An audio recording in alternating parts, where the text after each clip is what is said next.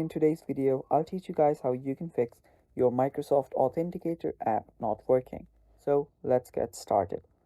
First things first, you might want to check your internet connection before you jump into any conclusions.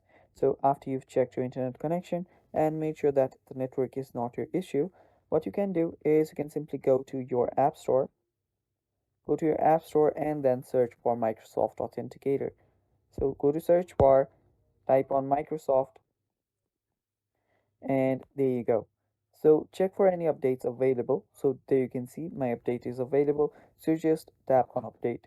So after you've done that, go ahead and after the update has been done, open your authenticator app up and then try to use it. But if it still does not work, what you can do is you can clear its cache. Now to do that, go to your settings on your mobile phone, go to general, and after you're on your general, go to iPhone storage. Now right here, you'll need to go and search for Microsoft Authenticator. So let's just do that. So after you here, tap on offload app and then tap on offload. After you've done that, you'll get a reinstall option right in the place of offload app.